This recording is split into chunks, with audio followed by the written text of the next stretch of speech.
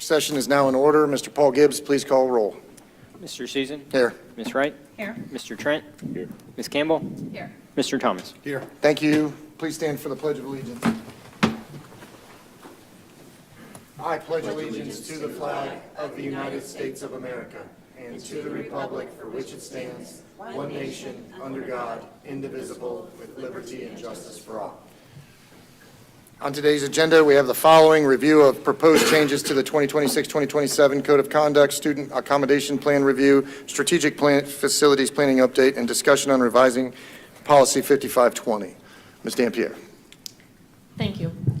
Good morning, Superintendent Rendell and school board members. I have Mr. Armstrong, Director of Systems of Support, who will be co-presenting with me this morning, as well as some team members that will be scribing in real time to any recommended changes. Today, I'm presenting the proposed revisions to the 2026-27 Code of Student Conduct developed by the District Discipline Work Group in collaboration with district stakeholders. These recommendations reflect a comprehensive review of current practices and stakeholder input to ensure consistency and support a positive learning environment for all students. With the opportunity to convene the District Discipline Work Group from November through February to review and update the Code of Student Conduct.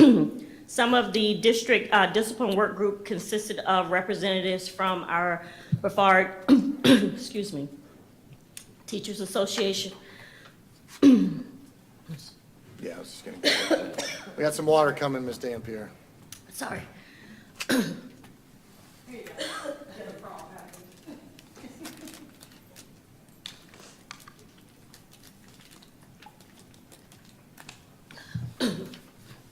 The District Discipline Work Group consisted of representatives from each board member, Brevard Federal Teachers Unit, Brevard Association of School Administrators, Local Union 1010, students, school resource officers, and community members. And we met for 3 two-hour sessions throughout that time. So we really had some good feedback throughout those sessions.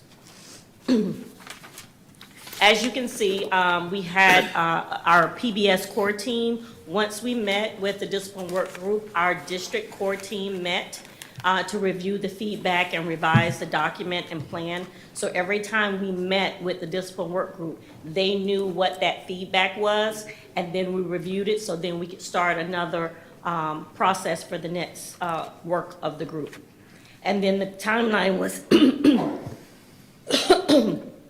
March 2026, which is today, we were going to present the work of the group and the recommendations to the school board. And then our timeline is from April to May to have a final code of conduct approved by the board. A structured protocol guided the work group through a continuous cycle of feedback to reach consensus to the revisions of the Code of Student Conduct. And we really had a lot of good conversations as well as discussion as to what should be or what they would like to have changed, as well as things that are going good with the Code of Conduct. So at this time, I will turn the presentation over to Mr. Armstrong, and he will review those recommendations. And we will be scribing the information, any feedback in real time so you can see what those changes are. And then that will conclude our presentation. Okay, good morning, Dr. Rendell and board members. Let me just jump right in here.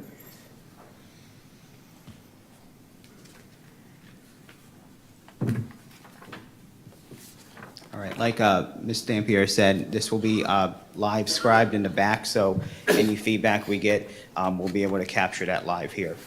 If you can use the folders that were provided you this morning, that's going to have the most updated information.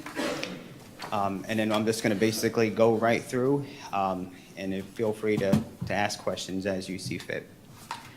All right, so looking at how you would, actually, you know what, let me go back let me explain real quick. Let me get back into this, excuse me. Let me show you actually how to read it, just in case this is a refresher. When you're looking at the spreadsheet, there's kind of a guide on the top there. So your item number is going to be listed of items 1 through, let's say, 15. So those are the topics we're talking about. Next to it is the session. And the session is basically going to be what session, either session 1, 2, or 3 that it was mentioned at the DDWG. Revised, yes or no, the one that's on the third column there. That's basically, is it a revision of something, a current practice, or is it something new? The COSC, or the Code of Student Conduct topic key, is going to just tell you if we're using any acronyms, what those mean. So SB you might see as student behaviors, CS, corrective strategy, and then the level numbers are referring to the charts in our Code of Student Conduct on pages 9 through 18 on the current Student Code of Conduct. The recommendation is a summary of the DDWG's recommendation. So you'll see next to that topic on the COSC, you'll see the recommendation area or any type of recommendation that they wanted to see move forward on the Code of Student Conduct. The proposed change or addition is the next area, and that's where you'll see additional information.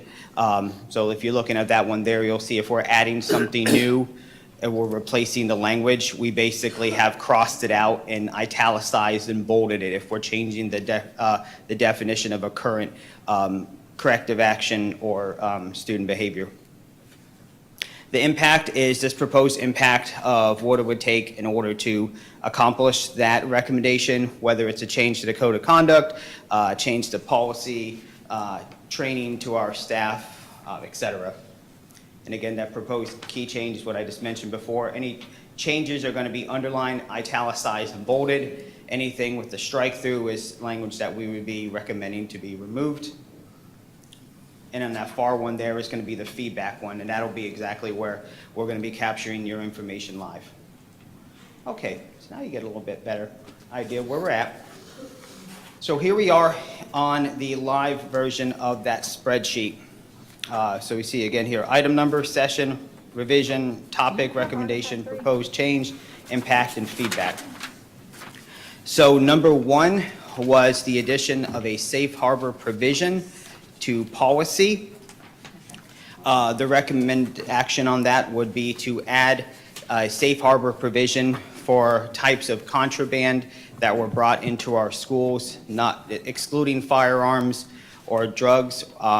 So let's say if a student accidentally brought a pocket knife over the weekend and turned it in to administration before entering into school grounds or through open gate, they would not be receiving the disciplinary action, as it be if we searched them, let's say, on second or third period and they found it, that would result in a disciplinary action. Hang on just a second. Sorry, Justin, I think I'm trying to find artifact 3 for the very first one that we're talking about, and I'm like, I don't, Is it paper, it's paper clip behind the ones, you don't have that one? no, I don't think so. You have the other two all together? I mean, It let's, was hang on. behind. Bear with me for my 1 second, because I'm, Yeah, she needs to have mine. I'm familiar with it. all right, I don't, yep, I'm missing that, so. Okay. Okay. Thank you. So artifact 3 that you guys have is just a proposed draft of a current policy for weapons, which is 5772. It would have the additional language embedded in there describing what that would look like if we were to implement a safe harbor provision into our schools. The impact on our schools would simply be updating that policy and then training staff and administrators on process and procedures and updating any pertinent documents we have. Can I ask you a question on Yes, this ma'am. one? I'm wondering if this is the place to put it, or if we can put it here and other places, because would we, for example, for safe harbor, would we include vape devices or something like that if they're voluntary, but that wouldn't fit under a weapons policy, so maybe it would fit under search and seizure or something like that. I'm just wondering if this is the best location for the safe harbor. I mean, I don't have a problem with putting in multiple places. Sure. But definitely if we're going to include other items that might not be considered weapons, might be good to put it somewhere else too. I understand. So maybe the recommendation of adding it to policy 5771 for search and seizure as well. Right. Or in lieu of. That one, did you give that one to us? Or did you just know that number off the top of your head? That's fine. Guilty of just knowing it off the top of my head. But yeah, that is the one that would embed any type of search action, the do's and don'ts. So we can definitely look at doing that.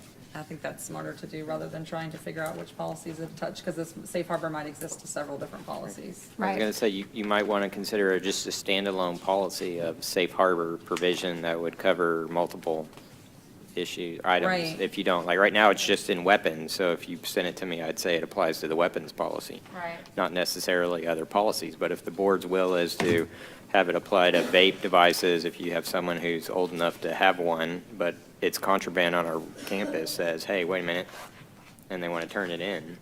Well, can I also put another scenario? So maybe it doesn't need to go and, I mean, maybe even search and seizure. I like that idea better because search and seizure means we're already in the process of Right. investigating you. And it would not qualify under the Right, and it the wouldn't provisions qualify. they drafted. Could we potentially have, would this cover scenarios of, let's say, you know, you got a young student who was accused of, or someone's missing a phone and the student, you know, admits Right. and turns it in, or we going to safe harbor seems like that would cover situations like that. Anything that we might be looking for that you're not supposed to have, that you let us know you have before we figure out you have it, right? That's the idea of safe harbor. Well, the safe harbor, not necessarily that one. If they're looking for a phone, they're investigating, and under the language that they proposed, it's already been initiated. So Okay. they're looking for it, so you would be disciplined for taking the item. Right. So it would not cover that. This is, I was fishing, and I had a knife in my bag, so I brought it to school, and I forgot. So Right. when I get there, I check my bag before walking through open gate and say, hey, I've got this. So you go talk to the principal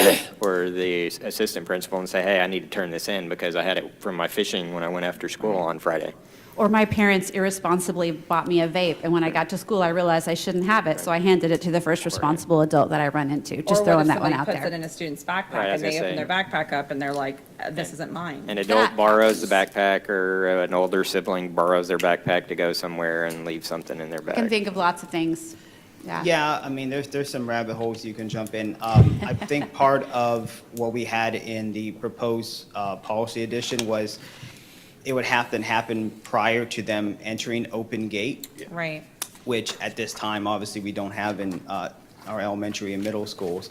But the idea that if that was ever implemented, but yeah, the idea is that when you first get on campus, not third period, I said, oops, like, yeah. Right, unless you have a scenario, which we have had before, where people find stuff, I mean, you know, the earlier the better. We want to encourage reporting, is what we're trying to do with this safe Yes. harbor policy. So I think a standalone policy would probably be best, because it seems like it would be the broadest application. And we can probably use a lot of the language we actually were proposing for 5771 and just carry that on over to its standalone policy. I agree. I think that's easier than trying to touch every single policy where safe harbor might exist, because that would be a lot more work. Okay. Yeah. Would this have to go back before the discipline committee to, no, okay, so we don't have to do that. All right, just making sure. We're still doing it, we're just deciding where to put it. Right, okay. Yeah, it would just be us moving it around. Okay. All right, good. Okay. And as you can see, we're capturing that right there on the feedback section. so. All right. So the next one's a little bit more straightforward. This is item 2, brought up in session 1. This is an existing student behavior we've had. And this came up, I believe, last year too, about looking to have a little bit more clarity into it, wanting to kind of really pinpoint a little bit better. The district work group felt it was a little vague in its inception. It used to say chemical sprays use, the unsafe use of any spray or aerosol item, and a failure to follow school procedures related to such sprays. The proposed change would keep the same student behavior name of chemical spray misuse, but would be changed to the intentional unsafe use of any spray or aerosol in a way that has a negative or adverse effect on others or disrupts the learning environment. The core team believed this would be a easy change for us to make, and this would just to be a simple change in our student code of conduct in the glossary for the definitions. Justin? Yep. Is the intention to have it intentional and unsafe, or intentional or unsafe? I would recommend just sticking which one you want in there, Okay. because it's Not- unclear, not right? an and- as Not it- an and/or, you think, or? Then you're questioning, is it required to have both an intentional and unsafe, or just intentional or just unsafe? What's a So- safe use of spray? I think the addition is intentional, because I, you know, So if I intentionally and unsafely use an aerosol. Hairspray.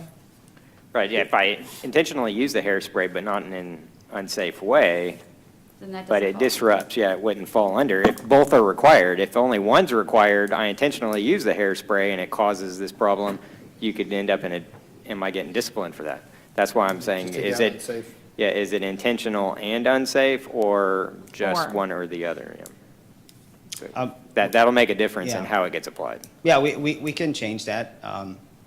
We can do it for as an intentional use or unsafe. The intentional So or you're unsafe use. suggesting that if, we don't need, is unsafe redundant because they've added the language of negative or adverse effect? It could be. You yeah. you might be using it in a safe way, but it's with the intent of adversely affecting someone. So he's just saying, Or- remove the word unsafe, and it clears it up. I mean, I don't have any problem with the rest of it. It just, I would clarify whether you want it to be both intentional and unsafe. Or you could remove unsafe, Just, but yeah, that's if it easy. has the negative consequences there is going to be the key for discipline purposes, other than it could be intentional or unintentional, depending on how you define Okay. those two things. So if we're in agreement, we can go ahead and remove the language of unsafe and keep the intentional use of any spray aerosol in a way that has a negative or adverse effect on others or disrupts the learning environment. I agree. I think that's the cleanest. Okay. I'm trying to think of an intentional, safe way that does that.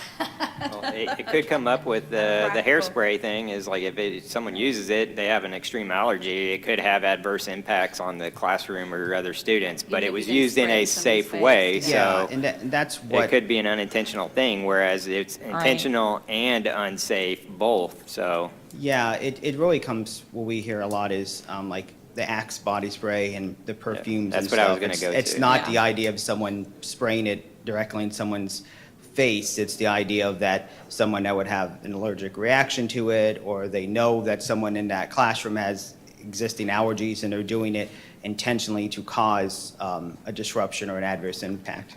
I'm good with that, then, that change. Okay. Let's go. All right. We have two attorneys on the board. So item 3, brought up in session 1, again, it's just a quick revision. This is a corrective strategy or corrective action. It's an existing one already, reassigned bus seating. We noticed that in the code of conduct that it was a level 1 corrective action, but your first actual bus violation starts in level 2, so it was just us correcting something that needed to be corrected anyway. So all we're doing is moving the reassigned bus seat from a level 1 corrective strategy to a level 2, since that's the first time where you see a bus infraction minor is in level 2. And the impact would just be us updating the code of conduct and updating the levels in there. It wouldn't change out any other rollout. Okay, so the next one is indecent misconduct. That is one that's currently there. It's a student behavior number 47 of 138. Considering a name change to indecent exposure instead of indecent misconduct. So as you can see, you see the crossed out struck through of what indecent misconduct is currently. A student exposing or showing his or her private body parts in a manner that is not lewd or lascivious, and there is no proof the student had a conscious sexual intent. Currently, this resides just in our elementary code of student conduct. The idea would be to change that language to align better with indecent exposure of self or others. The little pound signs next to it, that's where we would enter a new student code there. A student, through the intentional action, accidentally exposes their own or another person's undergarments or body parts that are typically covered by clothing. So again, it's just changing what was initially there, but making the actual name of the incident a little bit more clear. This would just be us changing it in the Code of Student Conduct and updating pertinent documents affecting it.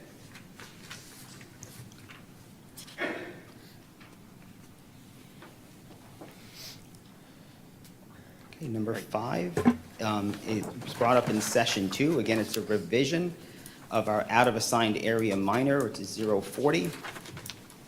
The group wanted to see additional options that didn't just include in-school suspension. There was also a recommendation to remove safety plan from a level 2 offense in the guidelines.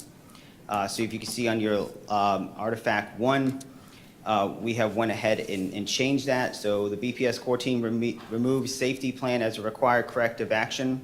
And we've also added out-of-school suspension as an additional option for the 3rd offense, really aimed at schools that do not have an in-school suspension. They would also have the option for an out-of-school suspension if they deem that appropriate. Mr. Chair? Yes, go ahead. Just on the next two, this one and the next one, I think that we should give some consideration to making it separate, a separate policy for elementary versus secondary. Just because, you know, a second or third grader being out of area is probably a little different than, or out of an assigned area is a little different than 11th grader. So I think we should give some consideration to giving some of the principals some discretion, the elementary school principals some discretion in that area. Okay. They do have, so we're removing, so this is the 3rd offense, right? So they do have, so first offense could just be, we're going to reach out to your parents, right? The second one could be that, this is a list of options. It's not, we're doing all the things, right? In the guidelines, those are supposed to be required Okay, actions. so on the first offense, they would have the detention and the parent contact and the, Yes. okay. The options are in-school suspension or alternative classroom location. Correct, for those Okay. schools that wouldn't have an in-school suspension, that they would still be able to place that student in a location, not in like, per se, another classroom of students, but somewhere where they would be monitored by an adult and be getting their work. Right, which a lot of times is like a 4th grader going down to a 2nd grade class or whatever, and they're in the corner, or maybe the counselor's office. Or the front office, or Right. like, you know, something like Okay. that. So what's your recommendation? Just before we put somebody on the ladder, moving them up, I just think that the principal should have a little more discretion than maybe in the secondary years, because obviously they know the kids well. They know whether the kid just is wandering around because he has some other issue, personal issue, family issue, maybe, I mean, I'm just saying there could be a lot of factors that come into that, just to give the principal some discretion, because some principals, we want all the principals to adhere to the letter of the law, but in this case, I think that there's principals, I've spoken to principals who wish they had a little more discretion, so they didn't, because they know the family circumstances or what have you that might, Right, without putting the kid into immediate, on the ladder and getting him in trouble. right. They have a runner, right? We have, that's why we have some of our behavior techs in every school to deal with some of those kind of problems when you have people who are runners, to use the elementary verbiage.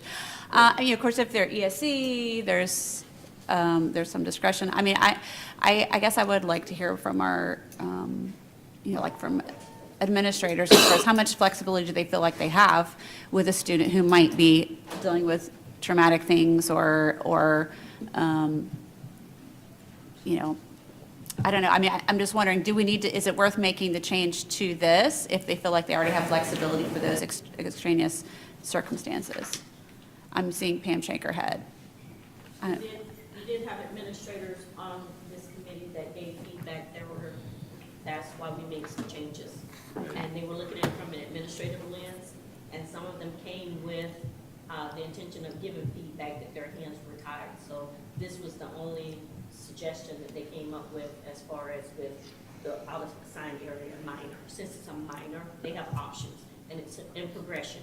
So the options are built in already. For the latter, but not for whether they even get the first offense, there's not an option whether they, there's not much of an option for discretion for the principal in the first offense, if I'm understanding it correctly. So I believe at the first one, if I'm not mistaken, it's a detention. Model So And then my point it's, is that it may not require detention the first time. And maybe this should be just giving the principals, an elementary school principal, some discretion. That, we had committee members really want us to be consistent across the district. We did add some ranges for some of them, but for this one, they felt very strongly about keeping it the 1 day, because this is like a minor 3 days, so you would have intervened hopefully before you've gotten to that 3 days in school. I think where Mr. Thomas is getting to is,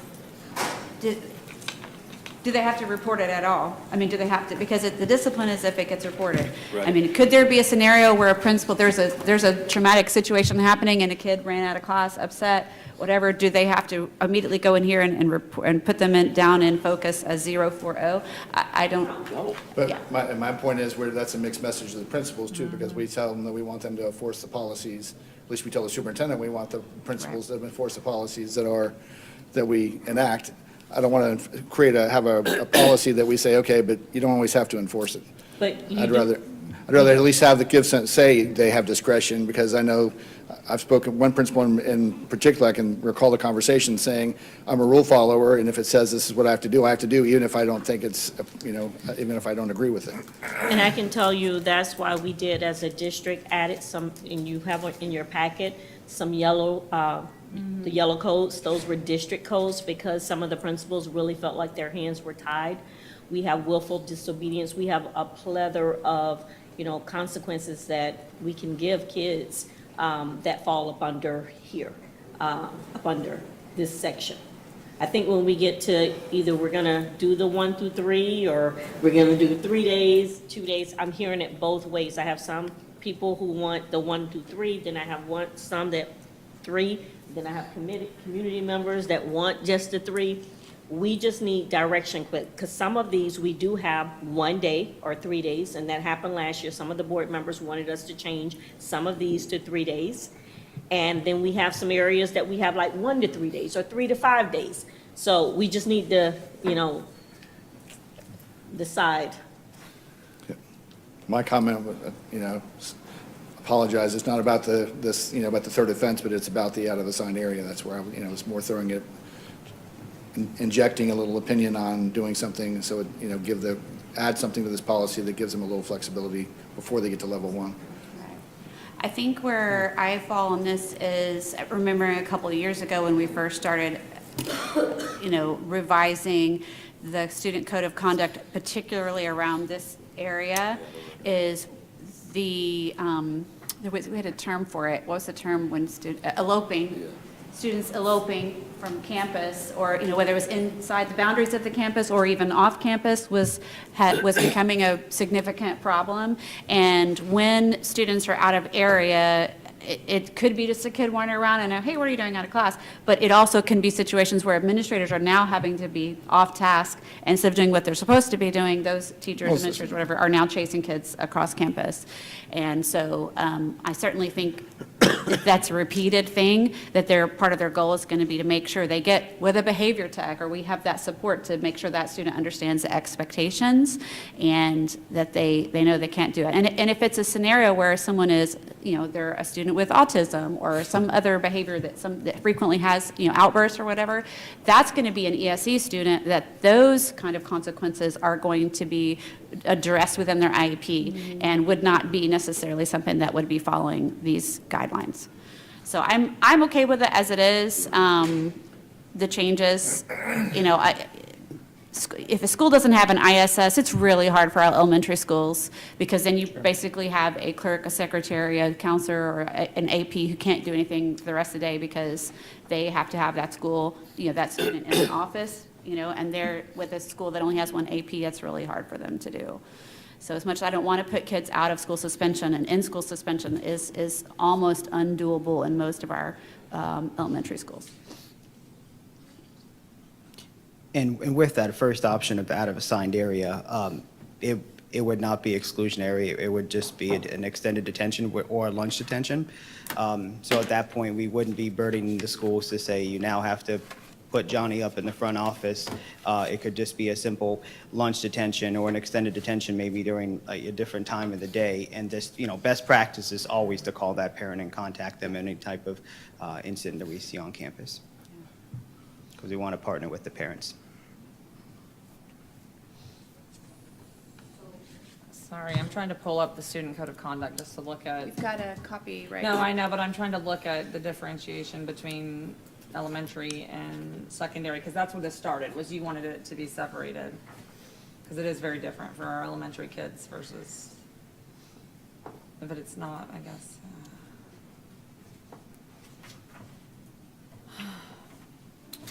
Here's the charts. All right, so Ms. Campbell, you're okay with keeping it the way that it is. John, you prefer to separate having. Well, the only other thing, considering that we made the change a couple years ago and the board was like moving everything up. Let's move 1s to 2s and 2s to 3s. We want to take this, be tough on crime and kind of thing. I mean, if the committee or the staff was not willing to make those changes, if that was brought forward from the committee but you guys told them, well, no, the board wanted this, and so then I want to hear that feedback, because if we need to pull some of these elementary school things down from a level 2, and I'm talking about these charts now, back down a ways, because that's what the problem is, then tell us. Because the board said 2 years ago, and now we need to know what the consequences are, what the feedback is, please give that to us, because if that's what we need to do, I'm open to that. Yep. Mr. Chair? You're open to making it softer? Is that what you're saying? No. Hold on a minute. Wait a I'm minute, open Ms. to Campbell. going back to differentiating between elementary and And I'm all, secondary. just to clarify, I'm not, being tough on crime, as you put it, as I'm all for it. If, I just want to give the principal the discretion in elementary school to recognize whether this is a crime, if it's a, intentional violation of the rule, or is there some other extenuating circumstance? Maybe it's just give them a little flexibility. That was all, just because the age group that we're dealing with, obviously the mindset of an elementary school kid, especially early elementary, is much different than in the secondary. So I just thought it was, it's been brought up to my attention. I thought it made sense. And I have comments on the next issue as well, or the next item, so, but I'll leave it at that and leave it up to the board. But I believe Ms. Dampier even mentioned, or maybe it was Justin, is if the principal or the admin at that time, decides if they're going to pursue it. I mean, that's the principal knowing their student. If it's an incident, innocent wandering off, that principal is going to know it. They're not going to. I don't. But they know don't any- have a discretion right now. I don't know any principal is going to say, I know you turn left instead of right, but the book says I have to do something. I've yet to meet one of those principals. I mean, they live in the gray all day long. And so that's the discretion. And, we may not have that same discretion at the high school when they've been in that school for 3 years and they're almost an adult. They know they're in the wrong area. So I agree on that. But our principals aren't wearing body cams. We're not going to hold them to it. They're going to make that call. And I think they do that every day. So I'm good with leaving it the way it is. So we see a lot of times I have not had a lot of pushback on asking for things to be lowered in my experience. A lot of times in my office, they're not calling usually on what's called lower level ones, like 1s and 2s. However, the feedback we got seemed to be this was a compromise that the DDWG was willing to make, and seemed to be where they were at when we ended on the 3rd session. So this is just our point of view based on our partnership with the DDWG. This is where we ended with this. I think it's a good choice. And I want to correct myself. I just was looking at the definitions. What I described as staff members going and chasing kids across campus is actually out of assigned area major. So this is just minor Yeah, where they find someone wandering around campus. Yeah. So, but still, or not necessarily wandering around campus, but a student gets up and walks out of a class, which is very unsafe.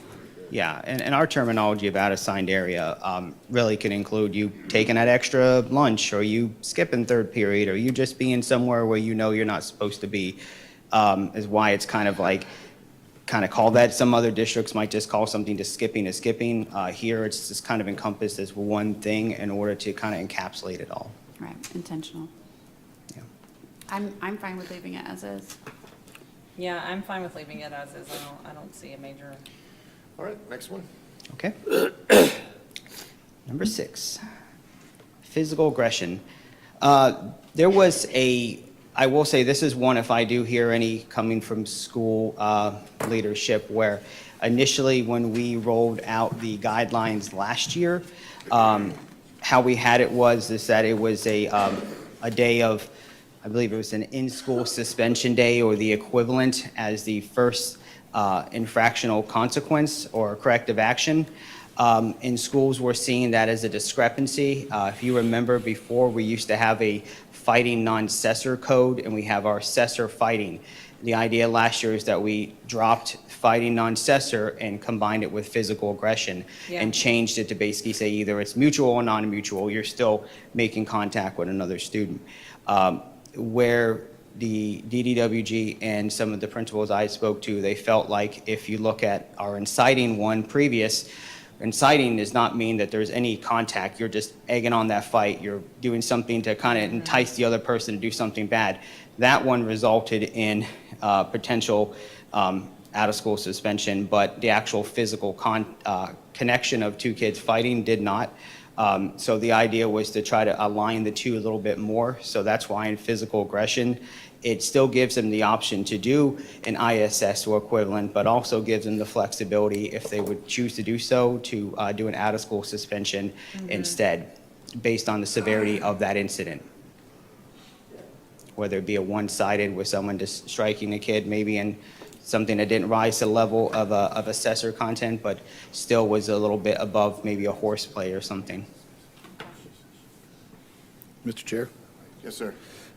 Not to be the disruptor here, but that came up to me again as well from principals, and that was because a lot in elementary school, it can be, if it's one thing, if it's bullying or it's something that's intentional, somebody's trying to actually fight somebody, but it's, a lot of times it is horseplay. It could be two friends in a soccer match or, during PE, and they get a little heated and, they get, push each other, and next thing you know, they both are in trouble, and then they have the stay-away contract. And my understanding, once again, it's just, limited understanding, but those stay-away contracts are very hard. The school ends up having, the administration has to monitor, trying to keep all these different kids away from each other and these different stay-away contracts. So once again, just giving a little flexibility to the principal at the elementary level is what I would suggest considering. That would be like considered horseplay is what I would think when you're saying that. I mean, that's what that sounds like in elementary. Well, Yeah. once again, it's like if the principal is following the letter of the law, then So- it's. But maybe some of what you're talking about sounds like a misapplied definition, because we've got, and we even, by the way, these That's a are level one, separated. horseplay is. Right, pre-K through second is a separate number, is third through 12, because I think on the discipline things have different options, but it's specifically individual participating in a mutual or non-mutual and/or aggressive physical contact. So like an angry shove would be my thought, not horseplay. Well, With aggressive intent, it's in the definition, towards another student resulting in no injury. So it doesn't rise to the level of fight, but it's more than horseplay. So if that might be a misapplied definition, because we have all that in there. Well, I may have misapplied it the way I articulated it as well, but I mean, as far as it may not be horseplay, but the circumstance was brought to my attention, this is a true example, that two best friends were playing basketball in the elementary school. This was used as an example to show what the principal was trying to tell me. The two best friends were playing basketball and got into it a little bit. I guess they pushed each other. Then the next thing you know, they have a stay-away contract, and the parents are saying, we don't want to have a stay-away contract. They're like best friends. It's an elementary school. Yeah. It was just that was one example of just why there should have been, and this principal was going to follow the rules, obviously. So they don't, we just giving principals a little flexibility so they don't have to make that determination. They can choose to make that determination. I see. If I may, so when we look at horseplay, I would, Mr. Thomas, I would almost think that if a principal is looking at, let's say, if distinguishing between a physical aggression and horseplay, taking in those considerations and factors, a horseplay being a level 1, they would not have to follow the progressionary guideline, but still be able to provide a corrective strategy. It would not tie their hands into a stay-away contract, but they'd still be able to, elicit a disciplinary consequence might be the action. I know sometimes there's variables when it comes to 1,000 different ways, and I don't mean to say that that's the 100% solution, but currently, right now, we have 94 codes. So we do provide a plethora of different options for our administrators to look at, and we do try to make them broad enough, because we figure if we start making concise, we'll be at 150 codes, and we just want to make sure that we're trying to just provide them as much tools in their toolbox. So horseplay might be an option for that one, sir. It might not be. Just kind of a thought of mine. I appreciate that, and my only, like I said, I support these changes. My only addition would be just, having the board's consideration to give a little flexibility to elementary school principals. See, and where you're saying flexibility, I'm the exact opposite. I'm going to say it, and I've said it before. Because I think this is what leads to inconsistencies, and it ends up with, I think, a lot of our risk ratio. Having a plethora of options for an offense that's committed, it's like, well, wait a minute. So you can have, an offense committed, that's a level 1, and then you go over to, what can I do for discipline? Well, it can be everything from I can call your parent to I can suspend you, or I'm paraphrasing, maybe level 2, not level 1. So I'm like, this is where I think the inconsistency leads to confusion, because like you said with your teacher situation or your principal, maybe she's miscoding it. I mean, it's something where you're like, okay, but I know that's a huge undertaking. So just for the record, I've said it multiple times, I would love to see us look at some of the other districts that line item list the offense and the consequence. So there's like no room to wiggle there, and it's very clear. And that's a clear expectation, which will lead to clear results, right? Maybe. With that, if we're moving towards that, we just need direction, because it will take a big undertaking, Oh, I which know. we can do. But I just need direction as to, is that where we're going? We currently have about 10 or 15 that are in our book that's leveled in order to do the whole book. And I know some community members as well as some board members have expressed that they would like to see us move to a total level system, which in some cases will tie hands, because it says this. So we just need to know, are we moving in that direction for next year? Not for 26, 27, but for 27, 28, because it will take a year of us to get it right and having the committee. So we just need direction on whether or not we're moving in that direction. You've had committee members express interest in something like this as well? Community, yes. Oh, community, sorry, okay. Yes, community. Individuals. I won't be here next year, but my recommendation would be no, because I You can be think. part of our committee next year. Sure. You can put me to the discipline committee, insider trading. I think she wants out of there. So I think I'm going to be busy. But I think there is a level of discretion that principals need to have, because they know their students and know the best way that they can deal with them on their campus, and because campuses are different. Going back to this, so I mean, I don't think we're about to give Pam Dampier a heart attack. Let's not do that. She does a good job. So we want to keep her. So I wanted to look at the stay away contract. There's nothing that I see that defines how long it can be. So a principal could say, for the next 3 days, you guys, they could say, okay, you've been good, and now we're going to, I'm not seeing anything that would prove that puts a prescribed amount of time for it. Because I even had the hypothetical, I'm like, what if you have a brother and sister, which is totally likely to happen, having some physical aggression on a school campus? How are you going to have a stay away contract for that? But it's in there, you got to do it, but it has to be within reason. I think this is, the change that we're being asked to look at is to make it consistent with inciting. I certainly don't want someone who's actually the one, we don't want the inciting to happen. We don't want the person who's actually doing the aggressive behavior to get less discipline than the one who's inciting it. So I think this is helpful to be consistent. And considering the flexibility that principals have with the stay away contract, I think it's a good idea to put it where it is. So the direction, oh, sorry. No. How do you guys feel? Is the direction to go ahead and move forward with the recommended change? I think there's enough consensus on Yeah. the board. Yeah. Hey, Justin, if we may, there's a bunch of these, right? And I just need to know, because we're going at a pretty slow pace, and I'm okay with that.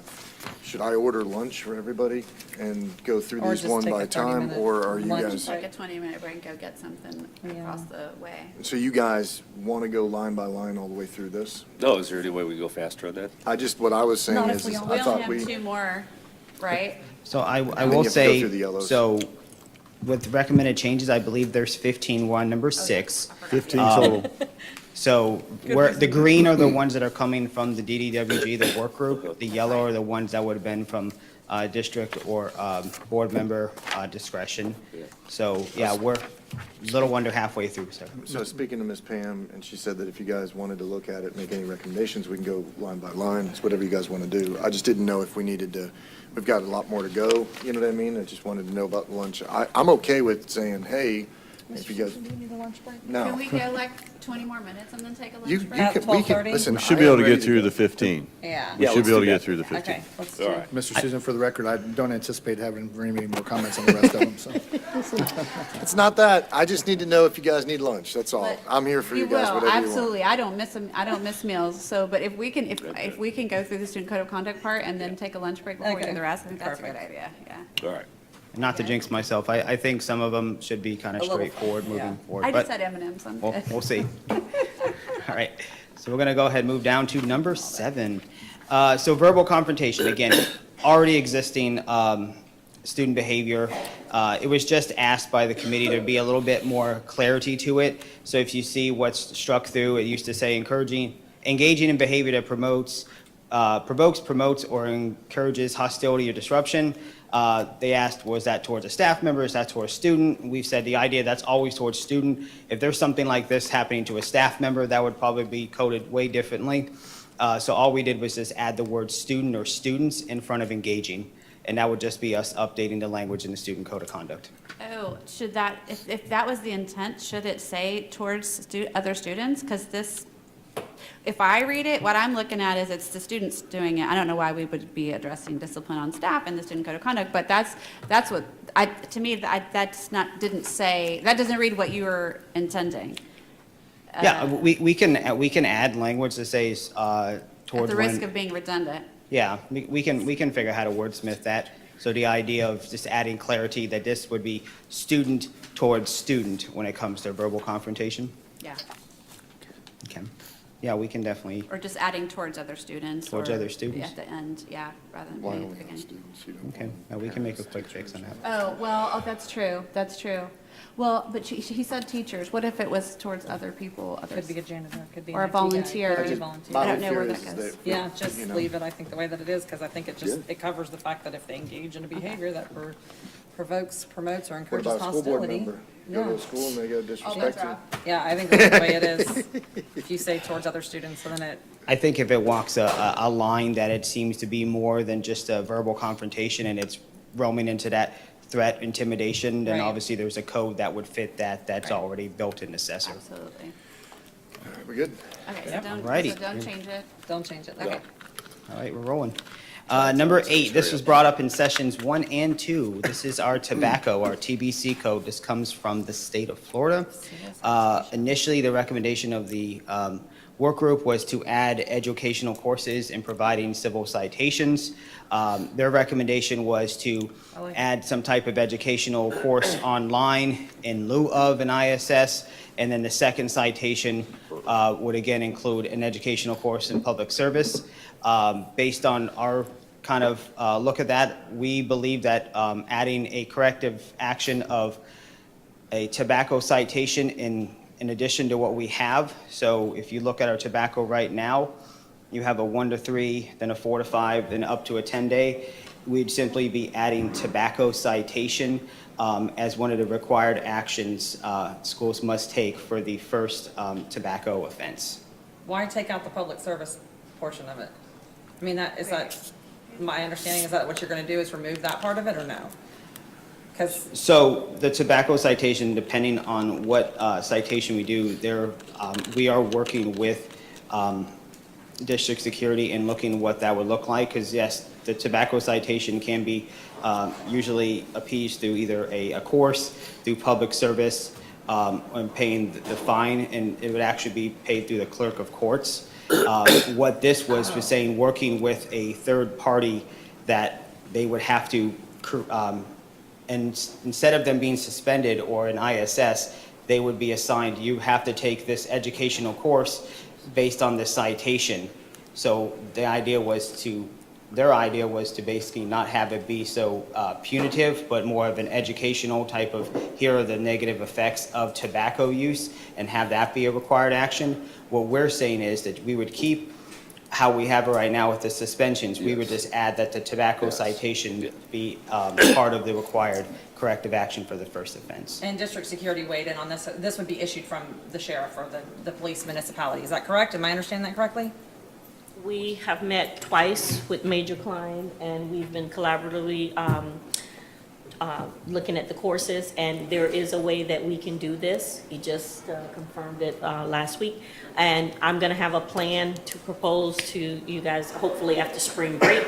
I'm going to review it with Dr. Rendell next week, an outline of what this will look like, but we have been meeting, we've met twice, and this will be a part of in the fall. Okay. So we think that's important for them to take, it would be a course. No, for the- I agree, yeah. Yeah. So just to make it sure, we're not degrading any of the nicotine charges, it's just that we're going to add this supplemental Yes. piece, and then you were Yes, asking, they're are we still going to getting add the suspended. actual? The public service, I like the public service part I'm of gonna it, like part of it, get some instead of our in schools. Schools cleaned up and. Yeah, I'm like, if they don't have ISS, then that's probably a prime opportunity to maybe, they don't have space in the school for ISS, why not look at that as, It's okay. actually out of school. Our code of conduct for tobacco, if you look on page 24, it's out of school. Is it?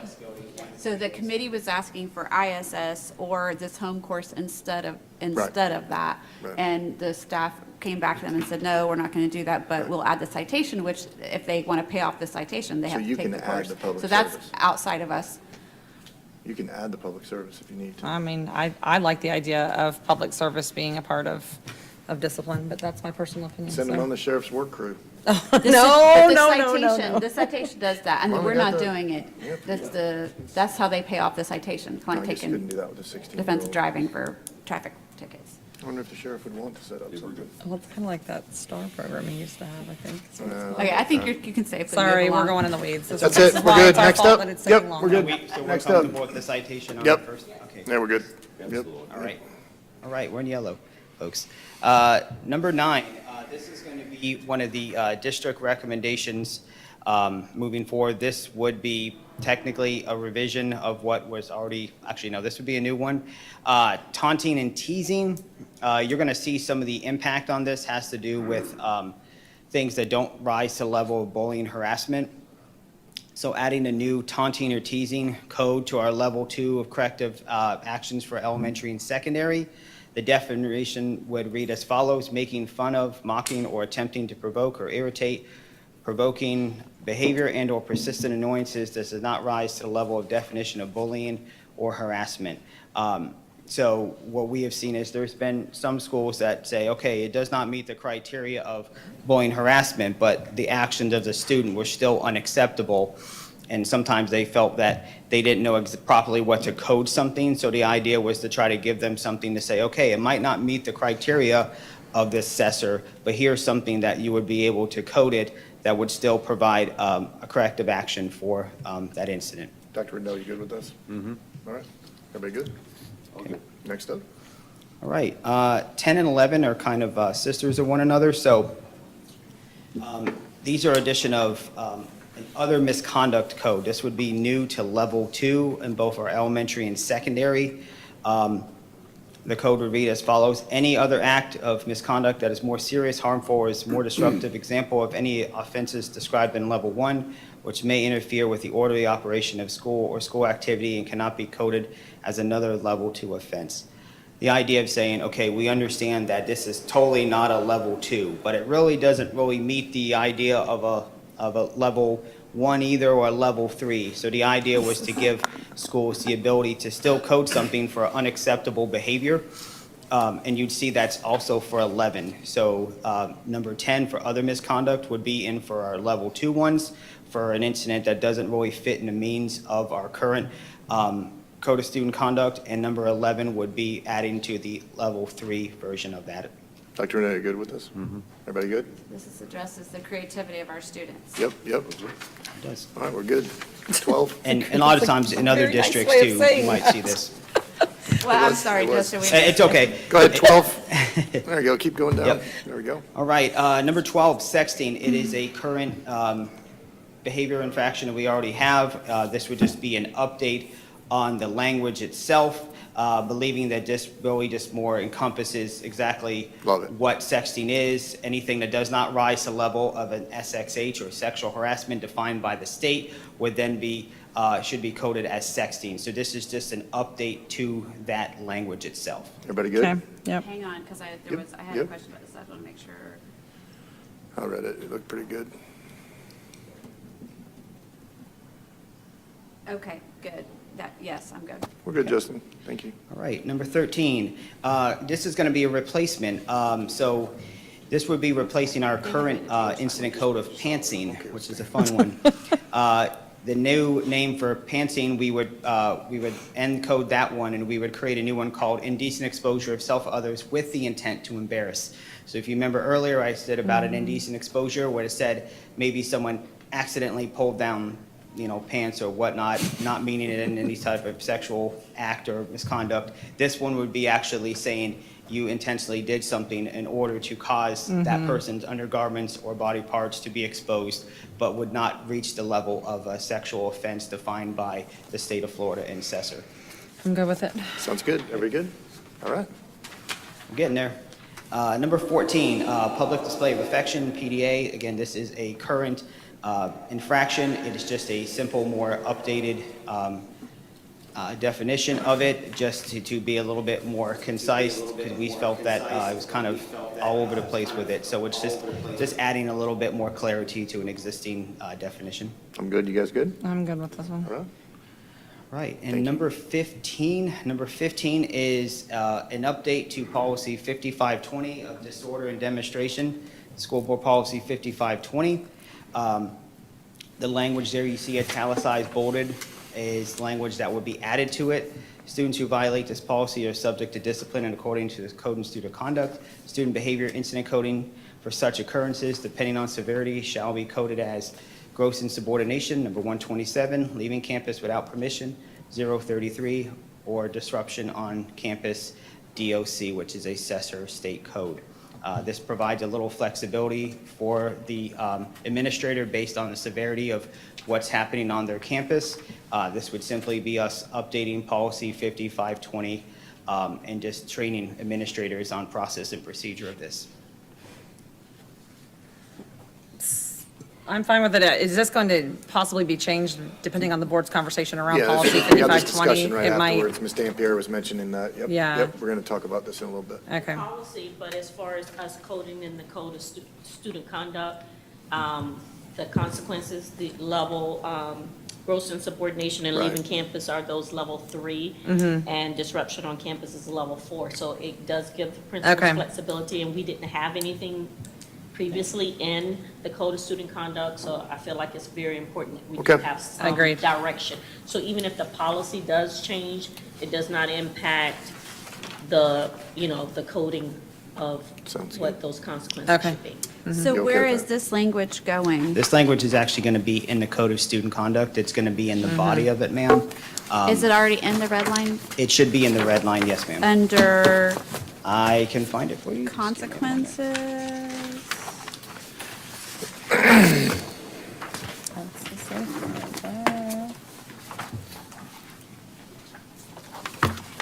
I have too many papers. It should be on the red line page of page 30, under disruption and demonstration, school board policy 5520. Okay. So you'll see a small excerpt of it, and then the policies will be hyperlinked. This way, when we're ever having to do changes in policy. We're not always having to go dig through and change. So the idea is giving kind of just an overview of that policy and then hyperlinking it so that way the community always has the most current version of that policy. Okay, so everything else is kind of, basically, depending on what the level of the demonstration, what it cost, whatever is where, so then it would be gross insubordination. It would be, go to the table and charts that have the level threes. Okay. Yes, ma'am. So it's getting its own little Yep. spot. Get its own home. I'm good with that. Good. Everybody else good? Okay. Okay, and that actually concludes it. Thank you so much for your time. Did you guys want to take a real quick break? Absolutely, anything you need. Moving forward with that recommendation, we just have people that are asking that question, so it would entail a lot of work. for That's gonna be the myself. board. What recommendation? So For the following year to go to a system like what it Ms. would be 27. So like this I don't know, time I next only year, heard we Ms. would- Wright talk about that, so I don't know. No, okay. I mean, Can we that's a board's decision. discuss it and then give direction based upon it? We Like, can add that to a further That's what I was workshop. gonna say. Right, Doesn't yeah. need to be decided today. Maybe at the next workshop, we can talk about 27, it. 28 Yeah. work that would be done next year, so. Right. And if we're going to have that conversation, because it will take more than just the Yeah. November to March process, I found can it. I suggest that if there are districts who have a model like that, We have. There, We've Yeah. already researched it. There Okay. are. And we know that it's going to Fantastic. take at least a year, the districts that we talk to, it takes at least a year to make sure that it's done and it's done correctly, because we want to do it right. We don't want to half-step it, so. appreciate that. I think that would make more sense if that's, does that give you the guidance you need? Yes. All It did, right, thank you good. so much. Yeah. Appreciate I it. guess we're going to take a break for, what are we, roughly 30 minutes to grab something to eat, use the restroom and go? it's Or- 12:20, so what time do you want us back? I mean, we can come 12:50. 12:50. Okay. Very good. Recess, yeah.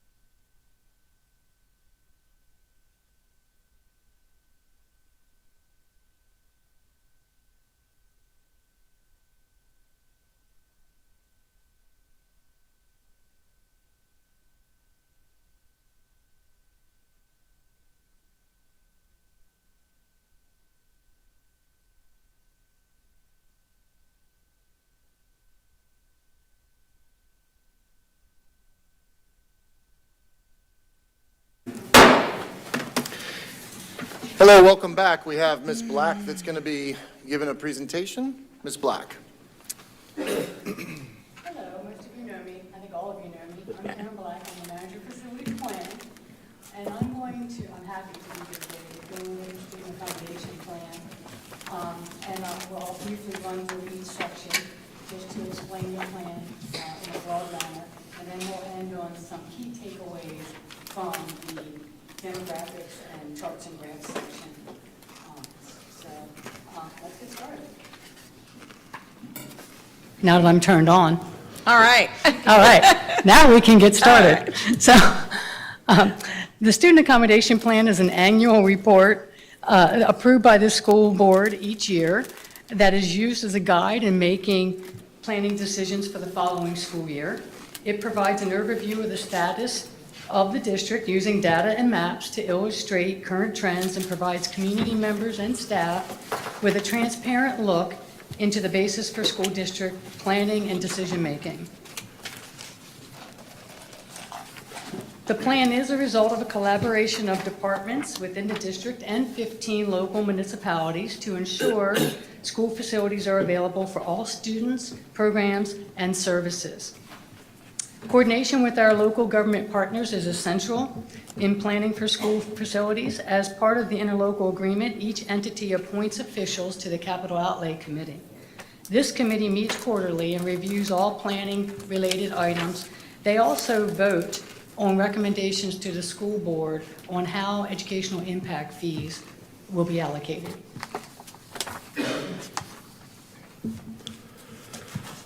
So this is just a quick overview of who we are. Brevard County's population is about 660,000 people, and around 13% of that population is school age, between the age of 5 and 17. The district serves 72,000 students in 101 facilities. So the following slides will give you a quick overview section by section of the plan, and I'm going to try to keep it very general. So Section 1 outlines the reports required by the Department of Education and defines various legislation that the district must adhere to in planning school spaces. So like level of service, class size limitations, parental choice legislation, those kind of things. Section 2 outlines the district requirements to balance enrollment and board policy and procedures that are available to help us do that, including like reducing relocatable classroom capacity, modifying existing program offerings, attendance boundary changes, consolidating underutilized schools, freezing schools to education location option students, and constructing new capacity. Some of the examples that we have in the board policies and procedures. Section 1 also includes an overview in a planned abstract that details various strategies that are currently planned to accommodate students. So this year's plan includes the classroom addition at Bayside High School, the classroom addition at Westside Elementary School, the new separate day school, the 2 attendance boundary changes approved in January, some state appropriations for CTE programming expansions, and the new adult education healthcare lab state appropriation. Section 3 of the plan contains a table of student enrollment, gives you the current membership, and then it gives you the permanent and total capacity utilization. So I always like to define permanent capacity is brick and mortar, and your total capacity includes brick and mortar and relocatable classrooms. So when you're looking at the difference between, if we say total or permanent, you know that we're counting, whether we're counting the portables or not. So Section 4 of the plan includes the from-to analysis charts. So the from-to analysis found in Section 4 is used to illustrate whether a student is attending their zone school or another school by choice. And I'd like to point out just some pointers on how to read the tables. Along the left-hand side, is the zone school where the student resides. And across the top, the columns indicate where this student is attending. So the diagonally red cells that go across the rows here, across the columns, that number is the number of students where, so like if you go for Bayside, where Bayside column intersects Bayside row, it's a highlighted number there of 2,056 students. So that's the number of students that reside in Bayside and also attend Bayside. So they are attending their zone school. If you continue to go across the Bayside row, you'll see 150 students are leaving Bayside to attend Heritage. And if you go all the way to the end, to the far right, you'll see 451 students or public school students are leaving the zone of Bayside to Gotcha. attend charter schools. Okay. But if you go down the Bayside column on your left, you'll see 104 students are attending Bayside High, are attending Bayside. Yeah, from Palm Bay. But they live in the zone for Palm Bay High. So they're leaving Palm Bay High Yeah. to attend Bayside Yeah. by choice. All right, so total number of These students. are my favorite charts. Okay. Yes, by far, some of my favorite. Students. They were a little bigger. So section, We're squinting our eyes up here. Sorry, Miss Black. We're going to get a Gene bigger would, copy. Gene would later. ask that next time we turn it landscape for him. oh, That's all. We're doing, if you see us Old with this up to eyes. our But Ms. eyeballs, Black, that's why. Ms. Black, I will tell you, at least it's good that all the board members are actually looking at your slides too. So that's a good thing too. When did we get when are we, is this coming to us? The it full will document? be on the board agenda for March 31st. Okay, so we'll have copies that we can zoom in on, You'll see it Mr. before Mr. Trent. Enlarge. I didn't realize that your copies were rotated. No, it's okay. They're up and Oh, down. yeah, You no, know, no, you can't. That's why they have to, you ever seen people with their magnifying glasses? Yeah. We're going to provide that for Mr. Trent and others. Next time I'll bring some magnifying glass. Make sure we rotate the prints in the proper way. So section 5 lists the projected student membership for the next 5 years and the total projected capacity and use for the next 5 years. There's also a second table that's not on your slide that's included in the plan that illustrates the projection accuracy for this current school year as it was projected the past 5 years. So Okay. we can see how we're doing Yeah. in projections. That's really good. So facility needs reach outside the typical classroom. So another purpose of the plan is to recognize facility needs for all students and programs, as well as the community. So section 6 contains dedicated pages for specific programs that have facility needs, like providing classrooms for BLAST, the career and technical education facility needs, athletic fields, to separate day school, as well as the adult community education.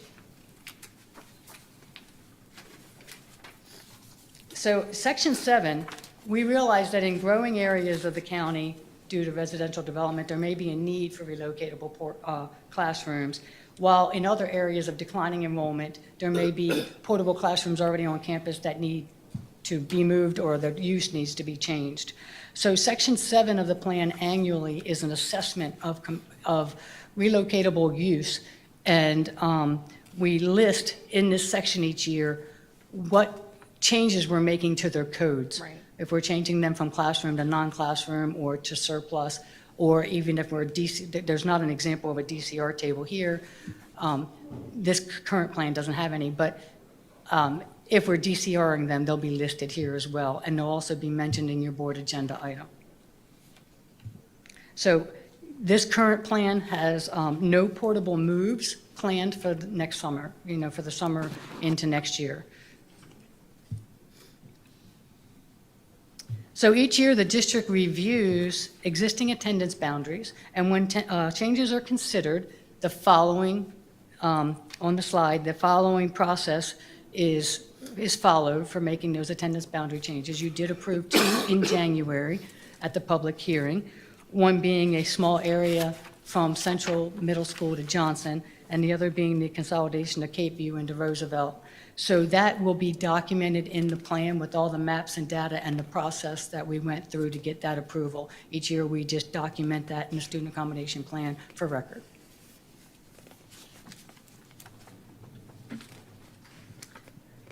So Section 9 includes historical data and analysis. And I just want to go over some key takeaways that I noticed as we were going through creating the plan this year. So the first takeaway is that student enrollment is the lowest that it's been since first surpassing 72,000 in 2002. That suggests that recent economic growth has increased Brevard County's population. However, the district's not seeing an increase in students as a result. The green dots that you see, and you may not be able to see them in your prints, I'm sorry, but the green dots that you see above the green line indicate, I'll try to point to them, indicate the number of school-age residents we believe are in the county. And you can see that our line of enrollment is well below that. So we'll get into a couple slides that show you, where the student distribution is, just to dive a little deeper. But it's worth noting also that the family scholarships that come on the scene, just want to draw highlight to that previous slide that. Correct. Our empowerment scholarships that came on the scene obviously are impacting enrollment to a significant amount. So that seems to be where we see the biggest drop happen is when those Correct. come on the scene. So I have a couple slides here that kind of say that as well.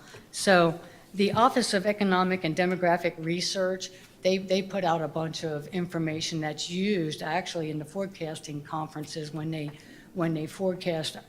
DOE forecast our enrollment and our projected membership for COFTE and for FTE. So these are some of the tables, I'm including them in the plan, some of the tables that they published that kind of jive with the numbers that we already have in our plan. So it's interesting and important to note. The purple line that you see on this chart is that 80 to 85,000 students in the county. That's at 13% of school-age population. Okay. And then the green on here is the K-12 FTE enrollment, which hovers right around that 60,000 mark. And then you'll see the blue is charter and how they've grown. Now, this only goes up to last school year. It doesn't have 25, 26 on it. But it is 24 back to 21. So, Right. And then you can see the growth of the orange area, which is scholarships.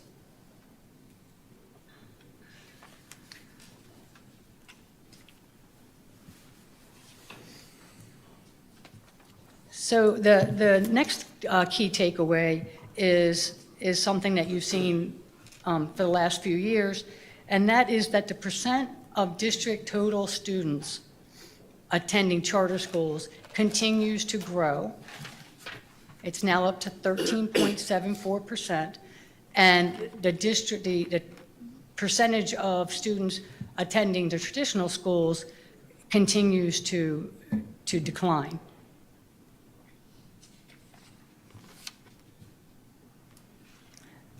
Key takeaway number 3, I noted as I was working with budgeting on putting some charter school projections together, I noticed an interesting thing that between grades 5 and 6, or in some cases 6 and 7, charter schools there's at least 4 charter schools out of the 14 are seeing an increase.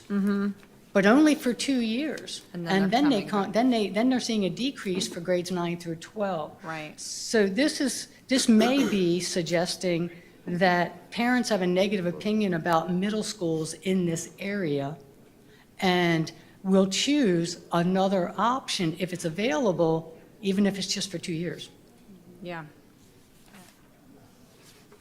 So the middle schools that are affected by this are Central, Stone, and Southwest. And just a note, 26% are leaving the central boundary for charter, and 31% leave Stone's boundary for charter. and 37 leave Southwest boundary for charter.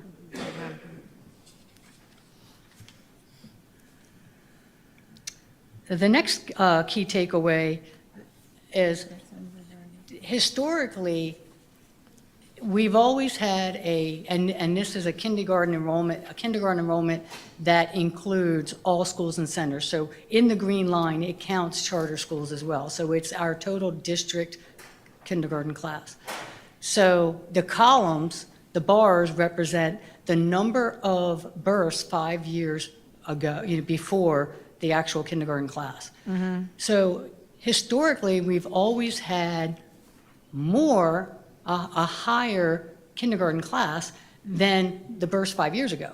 So we've always had some incoming students, Now, recently, in the last, 4 years, we're seeing a decline in the size of the kindergarten class, and we're seeing fewer kindergarten students than what we know were born in the county 5 years earlier. So there's a gap in the possible amount of students that are available to enter kindergarten.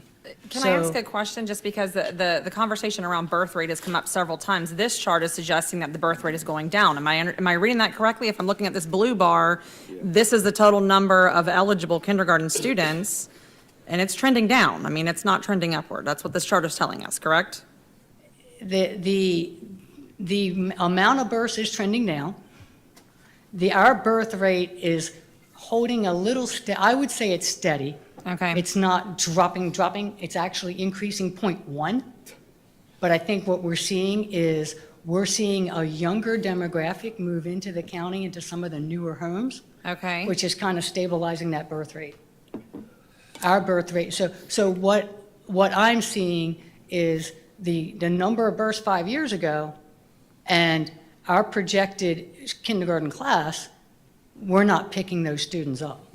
This birth rate data is 5 years old, so you wouldn't Right. be able to see the current. Right. These bars are 5 years ago. So you're not seeing the 25, 26 births on here. They'll be 4 years old. Right. So you're not seeing that 0.1 increase. You're just, 'Cause it takes 4 or 5 years to Right. catch up, right? So what So- this is showing us that we know we're having, it's not that we're having fewer kindergartens in the area. I mean, we are eventually if the birth rate continues to stay level or drop, but Right. we're getting a smaller share of Correct. the kindergartners Correct. who are coming in. So for next year, I'm projecting that we're going to have about 4,500 kindergarten students, whereas 5 years ago, we had about 5,200 births. So Okay. I'm thinking we're going to have like a 655 students that are unaccounted for that are choosing another option, Okay. if they still live in the county. They've Well, yeah. cho- The COVID spike, yeah, that would be about the right time, wouldn't it? But it's important to note that charter schools, in the box on the bottom of the slide, charter schools have seen a decline in their kindergarten class size as well. It's not just our traditional schools. So then families are choosing scholarship, homeschool options, is what it sounds like from this Ho- data. Home or scholarship, yes, Or private school, right? no private school. Okay. We had a new school, she's just talking about the last 4 So, years. so this slide is another slide from the economic and demographic research that shows the growing scholarship participation. So this just kind of reiterates and confirms the different scholarships that are available and the growing numbers of people taking advantage of it. With the yellow being the newest, that's the PEP, the Personal Education Program, which we can expect it to continue to increase with them adding something like 40,000 new applicants statewide a year. Florida Empowerment Scholarship, hang on a second. I know, I'm trying to look The at the Florida acronyms. Empowerment Scholarship, Education Opportunity. And then UA? Unique Abilities. Okay. That's the one that Okay. kind of replaced, it was at the Gardner Scholarship. Yeah. The ESE Scholarship. Okay. Thank you. Thank you. So this table is other options. So the blue is private school, and then the green is homeschool, And the orange is the PEP program. Which So is good, because we're capturing some of the PET program. That means those students are coming back to us. We'll correct? capture some of that money back, but those students are not counted in our district total in our Right. 72,000 number. So currently, well, in 24-25, it doesn't go up 25-26, but 24-25, we had about 10,000 students in the county attending private, and 7,000 in home education, and 2,000 in PEP, countywide. Okay.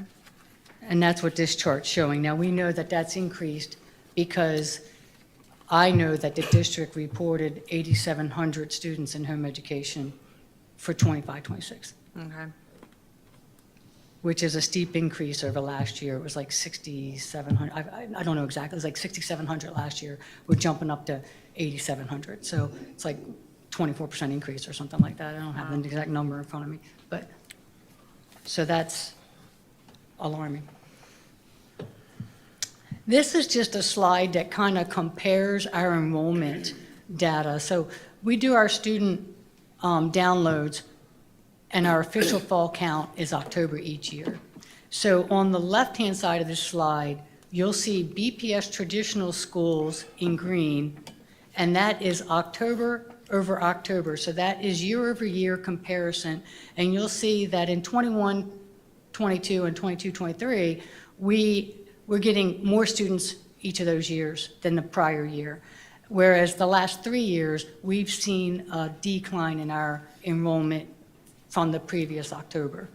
The bottom chart shows the same thing for charter schools. So you'll see that charter schools have remained in the positive, but their positive is smaller than it used to be. So they're still seeing an increase year over year, but it's smaller.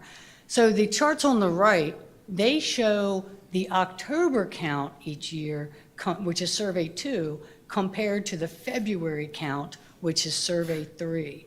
And you can see that for the past 4 years, we have, some triple-digit negative declines just from the beginning of the school year to the end of the school year, middle of the school year.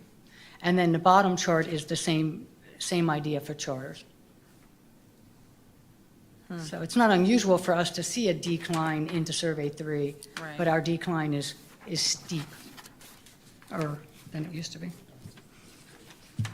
And the last slide is Section 10 of the plan. It shows a series of maps that illustrate there'll be a permanent and a total. The maps are meant to view side by side so that you can compare the difference in current capacity, 25, 26, to 5 years from now, 2030, 31, and see what the projections look like capacity-wise. So the red is overcapacity, 100% or more, and then as it gets lighter, the white is in the 40% capacity range. And there's a new color this year. There is a 30% range, and it's yellow. And that's on the 5-year projections. You'll see it on this slide. It's like tropical and Creole. How, just out of curiosity, how are you coming up with these numbers of what you're projecting the movement is going to be in the next 5 years throughout the county? Like, how is it jumping? So we closely monitor a lot of factors. We monitor the birth rate, mobility factors, but the parental choice options. And then we have a database of residential development. Okay, So everything is taken into consideration, and we have a school demographic software that helps us with the projections. We put all this information into that software, and it gives us a good idea of what we can expect trend-wise. So- And it uses 3 years' worth of historical data as well.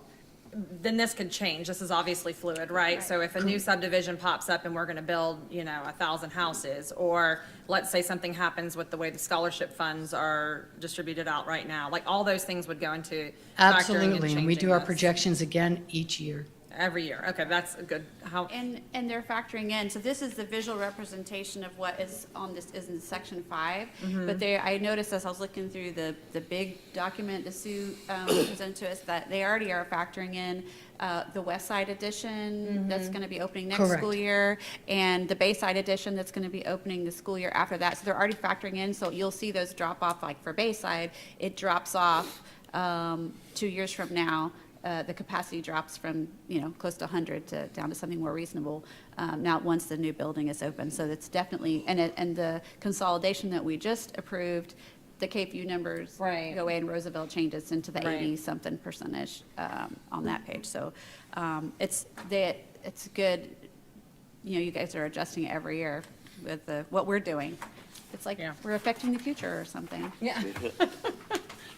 Okay. So that is all I have. Section 10 is the last section of the student accommodation plan. I'm happy to answer any questions. I failed to put a thank you slide in here, but thank you very much for letting me present. No, I think I asked my questions along the way. Yeah. Thank you, Ms. No, Black, I this appreciate you. is, I'll start. This is great information, if it's okay, Mr. Yeah. Chair.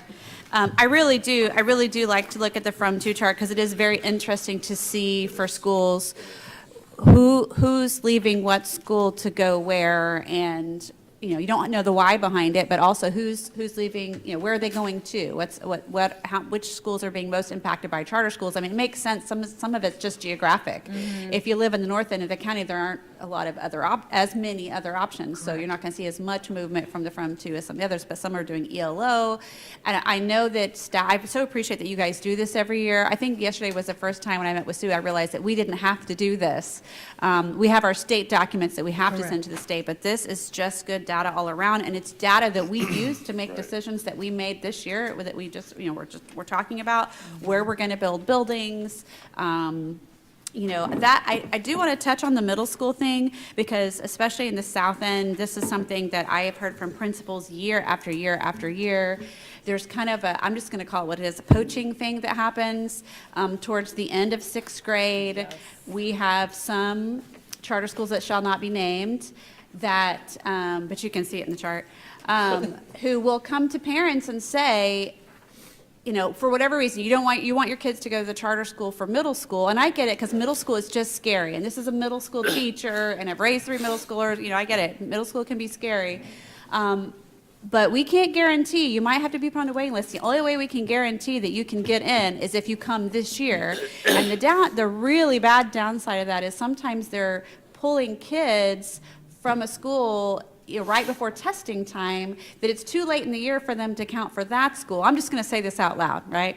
It's too late for them to count for that new school, but it will pull those kids out from the school that has been educating them for the last 5, 6, 7 years, and now that school can't count on their test score grades. That happens every year in large numbers. And so I think it's a terrible practice. There are a few charter schools in our area that do have waiting lists. Those aren't the ones that are causing the problem.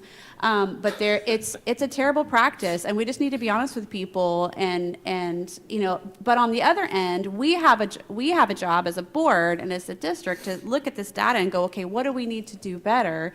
If it is, we are already doing it. We're trying to improve school grades, school culture. This middle years program I talked about, the IB program, ways that we can improve middle school, because it is scary, sometimes for parents. All the things that we can do, that data we need to be using to drive to make our choice a better option. I am all for choice. I love parents being able to choose whatever's best for their student, but my job as a board member is to make sure that this choice is as good as possible. So this is great data. I'm really glad that we do it, even though we don't have to, because when we start making our decisions that we're going to be talking about next, we need to know what we're talking about. So thank you to the whole team, the cross-functional team that helps put this together, because this is just great information. Mr. Thomas, you good? I'm good. I'd just like to thank you. I couldn't have said it any better than Mrs. Campbell just said it, but I'd just like to thank your team for putting this together. It is great information, and for the first year, I actually understand it, so it's great. Thank you. Anybody else? Mr. Trent? No, again, great data. I'm a data geek on that and all the numbers, and Ms. Campbell said it right. It's really very informative for us, is to see where kids are moving from and going to. So I appreciate all this. Thank you. Thank you. I'm not gonna open the box of worms I want to open up. I'm gonna leave it alone. In an Come effort to save on. time. No, it's all right. I mean, it's great. I appreciate all this. I really do. It's probably a deeper conversation when we have more time. I'll bring it up, so. Ms. Black, I want to thank you for what your work in Viera East when we were doing all of these before. Appreciate you as a human being. Thank you for being who you do. And I was very surprised, just like the other board members, the data points that you're bringing in are incredible. Thank you for going outside the box and figuring that out. And I appreciate you. So thank you so much for today. Thank you. You're welcome. Everybody good? All right. Ms. Hand? Good afternoon. What you want? Technology, Come over here please. for me. That's- James doesn't have anything to do with this. Okay. This is, Yeah, I was just going to go straight to. okay, but yeah, but it's not James. Okay. You want me to call him up for phone? Okay. Yeah? How about just a couple steps? No. Okay. Okay, Ms. Hand, sorry. Good afternoon, everyone. Thanks for giving us some time, and I think Karen did a great job and a great introduction to what I have to talk about today. But I wanted to reiterate something Ms. Campbell said. This is an optional document that we put together because it really helps us make data-driven decisions. Our district is huge. We have lots of things that move all the time, and so it's really good to have that kind of year-to-year look at all of our educational facilities and the data points that are really driving our educational facilities and our educational structure in general. So I wanted to kind of give the board an update on our strategic facilities plan, but really thought I should kind of start with the role of facilities in education. And I wanted to kind of like force myself to really think about that because, you know, from my little silo, we're facilities and it's pretty easy. You know, we have buildings and we have students and we try to match those things. But really our role is to be a supporter of the educational mission. And so trying to look at it from that perspective and thinking about the 11 years that I've been here, you know, when I came to the district, we started with, oh my gosh, the air conditioning doesn't work. And now we're building aviation hangars and mechatronics labs. I don't even know what mechatronics is. And we are building a lab for that. Sounds cool. It's just amazing the career and technical education work that we do in our schools, our adult ed programs. We built a commercial driver's license training building and track. Like, we are doing such great things in education, and so facilities needs to adapt, right? We've got to be responsive to all the STEM and CTE and the different ways of thinking about how we deliver education. You know, athletics has been an interesting ride for me. You know, after we got through get the air conditioning working with our sales tax, we were able to kind of start focusing on some different things. And so, like, we're building beach volleyball courts. Yeah. You know, we're doing great things in the athletic realm, bringing athletics and STEM down into the elementary level. Like, all that's really cool stuff. And then facilities has to kind of keep up and make sure that we are delivering those facilities to serve those needs. And then Karen really talked about the idea of, you know, the fact that we have a lot of competition and we offer such great programs. So we have to think differently about maybe not necessarily you have to be enrolled in our school full time. If you're a homeschool student, you may want to come to our facilities for a particular class or a particular program. And so the landscape of how you get educational services and how we deliver educational services is really evolving.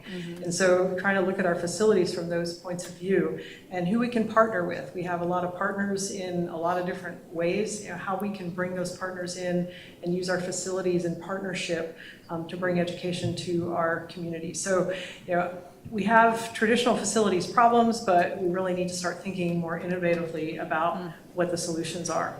So when we started down the path with WXY, they were our planning consultant a few years ago, and they worked on a strategic facilities plan. This was the vision that was in the plan, right? So we have sort of 2 points: ensuring that our facilities can support 21st century learning and also effective use of resources. department facilities, we consume a lot of resources on both the operating and capital side, and we want to be good stewards of those resources. So there's really two prongs to our mission in facilities. So the facilities plan history, I think everybody remembers we started back in mid-2024. We had a baseline conditions report that we presented to the board in December of '24 that identified kind of the mix of underutilized facilities, overutilized facilities, and all the things in between that we needed to deal with. We came back to the board in April and then had a little bit more detailed report on the challenges and the strategies and tried to mix the challenges and the strategies. If you have an underutilized school with low enrollment and it's an aging facility, what are some of the strategies that you might use to deal with that?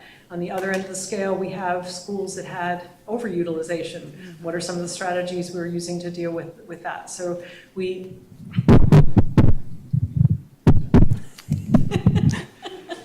You're missing some of my eloquent remarks, huh, Mike? Sorry. Okay, so anyway, the April 8th work session had kind of the menu of strategies, menu of challenges, and kind of put them together. So that's where we started. The strategies are listed here on the slide. And we brought those back to the board in May, talked through some of the permutations and combinations. And then in September, we confirmed moving forward with two of those concepts. One was the Central Middle School boundary change. It was kind of regular or minor boundary change that was more convenient for families to go to Johnson Middle School, and then the consolidation of KPU students into Roosevelt. So that was the lead up to that strategy. We went through the process that pivoted to the attendance boundary change process, community engagement, all of the things that we typically do when we make a change of that magnitude. And that took us through the end of 2025 and into January of 2026. So it's kind of time to revisit that list. And this is literally a slide from the September 23rd, 2025 work session. We chose to work on the Central Middle to Johnson Middle, as well as the KPU Roosevelt projects. We had a series of other projects that were on the list at the time. And back in September, and I'll reiterate that now, we have limited staff capacity to deal with a large menu of complicated things all at once. So, we're trying to do things correctly and strategically with the staff that we have available. So we're here today in March. Wanted to kind of touch base with the board on what we might want to look at going forward. Based on Karen's preliminary student accommodation plan, what she's seen in the data, which she presented, we're not anticipating any major changes for 26-27 or 27-28. Anything that we're going to do that's kind of in a big way is going to take us a few years to work through that process with the community and vet all the ideas, because a lot of these things have many different permutations of what we could do depending on partners, stakeholders, those types of things. So there's a lot of work that we need to do in communication to kind of figure out what is the right approach. So we do have a planning contract now with Perkins Eastman. The WXY contract expired, and we did an RFQ, as we do normally when a contract expires. Perkins Eastman won the competition, and they are our new consultant. They've been kind of working alongside of our team, kind of know where we are today, and they've looked at the WXY analysis, and they're prepared if we want to move forward with anything to kind of continue that type of work. So just to summarize kind of my thinking on where facilities fits in the picture of education, that we do need to be supportive of the 21st century learning environment, but we also need to be good stewards of our resources. We got to think about education differently, figure out how we can best invest our limited resources to best support the students in our community. And so, really looking at this much more holistically than just from the facilities lens, which is hard for me because I'm a left brain engineer type. So gotta, think more globally. So I'm learning. So I do think, going forward, we would potentially utilize some of our consultant resources to do a really good job and a thorough job of community engagement with some of the tools that they have on deck to use for us. So this kind of summarizes the potential opportunities that we started with back in September of '25. I do want to note that the board had asked us to go ahead with looking at the Sunrise K-8 concept. We've done that. We have a layout for Sunrise K-8. There's a lot of development activity down in that area of the county. There's also potential charter activity in that area. So we really want to see how that plays out. If we can negotiate a potential site donation to the school district, potentially it might be a better use of our money to build a new school on that site versus to try to reconfigure the Sunrise site, because it's oddly tighter than you might think once we got to putting all of the pieces that we need to put in for middle school students at the Sunrise campus. And then I think to Karen's point and some of the things that the board was talking about, looking at the K-8 model for us, I think is a good place to put some resources. It will be doing something different than what we've always done. And I think it's a good place to see if we can maybe be more competitive in that space. And so there were 3 opportunities that were noted in the WXY report, Stone, McNair, and Johnson. And as we've looked at these kind of on a preliminary basis, you start to move into the feeder chains and what elementary schools are affected and how big the school is and all of those questions. And it really needs a very, very thorough look with a lot of stakeholders. So our recommendation is to potentially start with maybe 1, or if you want to do 3 of those, we can ask the consultant to give us a proposal that addresses all 3. And they might be, they will be unique proposals, because I think we'll have different stakeholders, different options, different opportunities, different programs, depending on where we are and how broadly we want to explore the K-8 concepts in these areas. So if we'd like to move forward with that, I can ask our consultant to get us a more specific scope proposal with a pricing proposal and bring that back to you in either late March or early April, so that you all can see kind of the details of, if we want to do this, this is what it costs.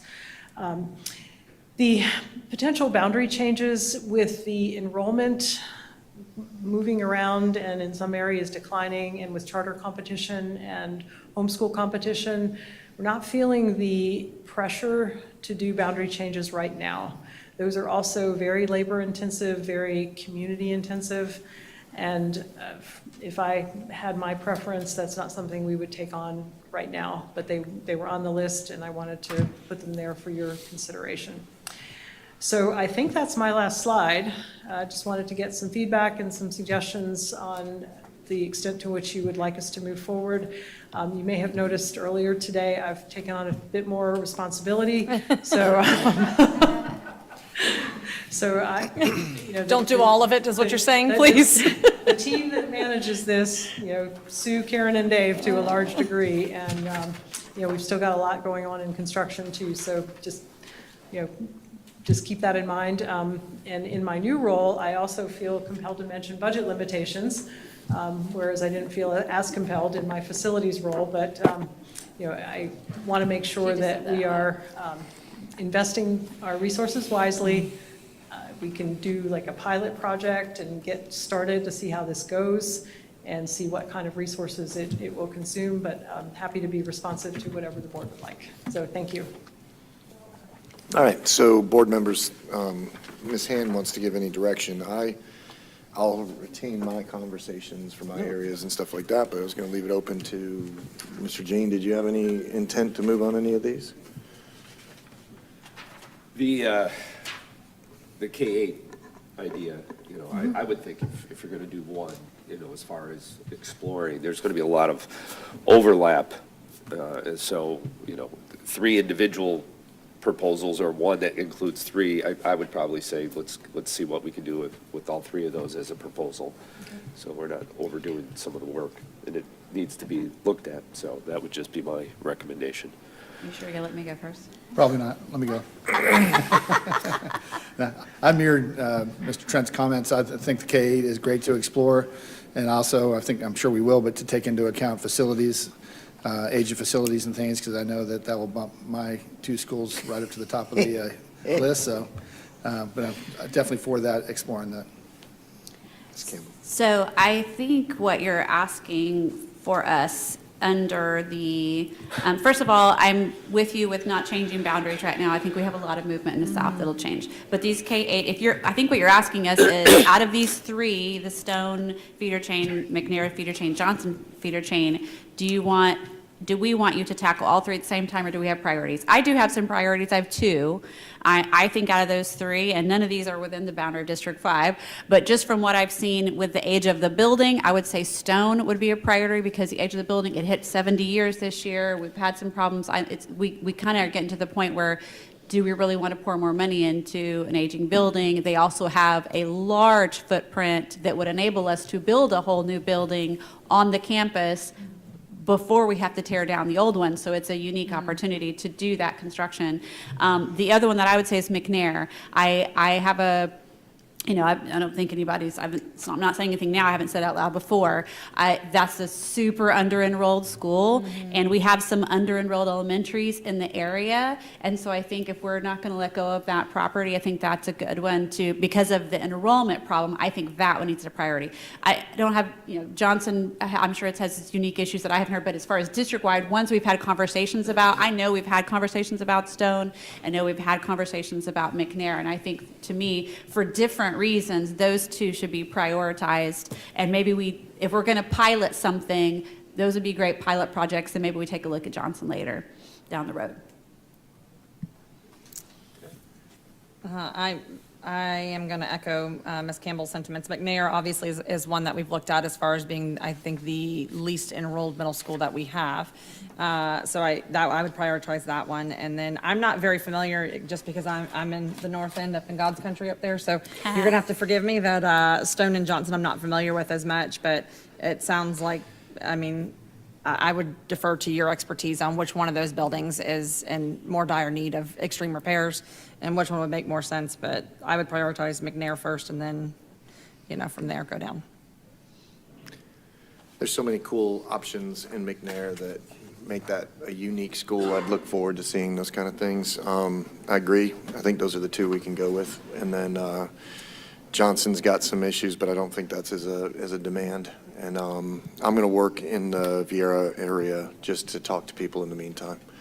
And then there may be something that we move on later on. But I think I'm good. Can we just clearly say real fast, because I know last time McNair had this rumor that McNair was getting closed down. Right, So that's can not we it. just please, very clearly say that is not what is happening at all. We're talking about a very unique opportunity that I think pretty much any other middle school would be jumping all over, the idea of being able to have a K-8 conversion. So just want that out there, because I don't want the public to come here and say, what are you doing? We're talking about something very neat and unique for that school, so. And we're in the process of putting about a $2.6 or so million roof on McNair. So that is part of our Okay. work out there, so So we're, it's in good shape. So Yep. McNair's going to be ready to go. yep. Thank you. Thank you. Appreciate everyone's time this afternoon. Thank you. All right, so the next one that we have up is our policy that you wanted to bring forward and discuss, Ms. Wright. So you Yes, want to take a yes. second on this? Absolutely. So I'll go ahead and start the conversation. So Board, I believe you guys have probably all looked at the original policy that we had, which is 5520, which was disorder and demonstration. And it very lightly talks on what do we do in these instances when, there's been a lot of talk over what is the right to protest at schools, and, obviously First Amendment rights being protected, and what does the district do, and how we handle these things. And I think the sentiment in the community is, like, we want our schools to be obviously educational learning facilities. We don't want to have to deploy a ton of resources to an area that could potentially be dangerous. We don't want students leaving campus without us knowing, because they could potentially, we saw someone in the state of Florida get hit by a car that was outside protesting, and those are the things where you're going, we don't want to see that happen. But we still respect the right of a student to protest. So it's not to say that we don't want you protesting. That's not what the intent here is. It's to make sure that schools are safe and secure at all times, and that we're teaching kids. So I brought forward a very lengthy, very multiple page proposed policy, and it looks like, I think, Did Ms. Dampierre put in the packet all of our basic policies so that you guys can see what that is? 5520. Okay, all right, and then there was a suggestion on this 5520 to strike out the line, the current policy that we have in existence, the superintendent shall develop administrative procedures for the implementation of this policy. That, I have one that has a red line on that. Do you have that one in front of you, Dr. Rendell? No, okay, so I'm like, I don't, Oh, it's attached to the presentation that we were handed. oh, perfect, all right, so then, is Ms. Dampierre gonna come speak on this policy, or no?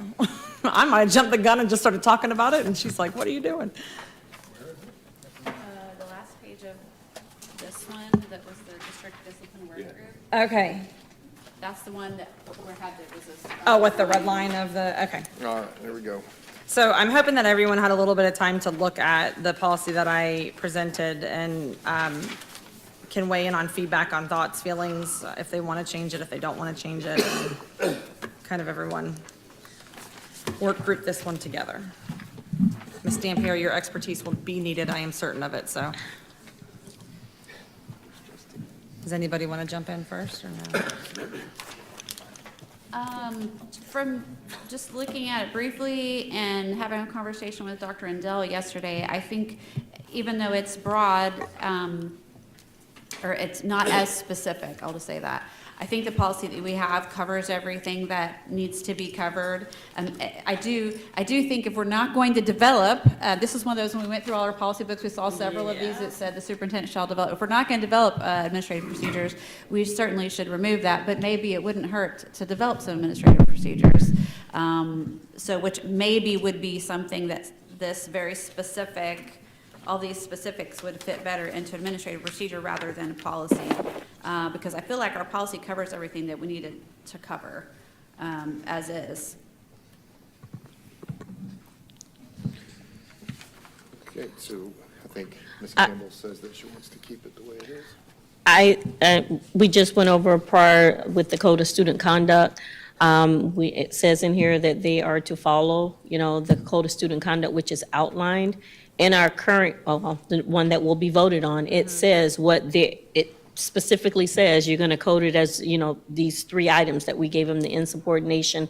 So it's just like they would normally follow for any other item, but to have something specifically for, it would take legal. We just need to make sure that we're not violating, but this would be something different than what we normally would do.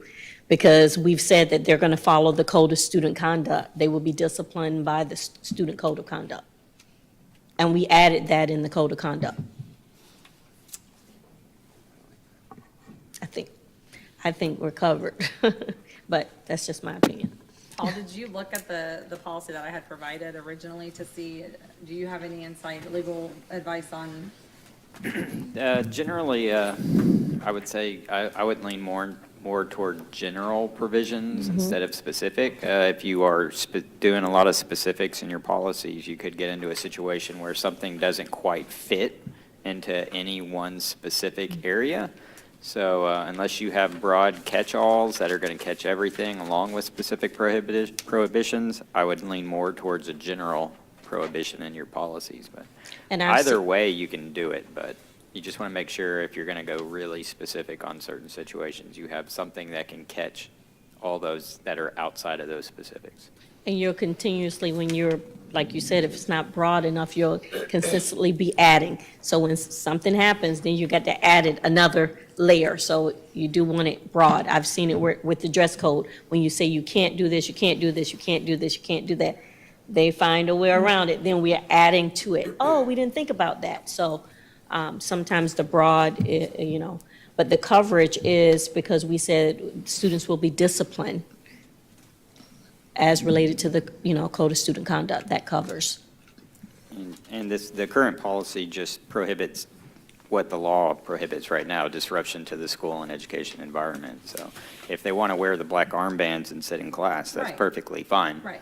Getting up, walking out of a classroom is disrupting the educational environment and the operations of the school. Now staff have to move and catch those kids that are trying to leave the classroom and wander around campus or off campus. So that's a disruption, and that's not allowed under the law.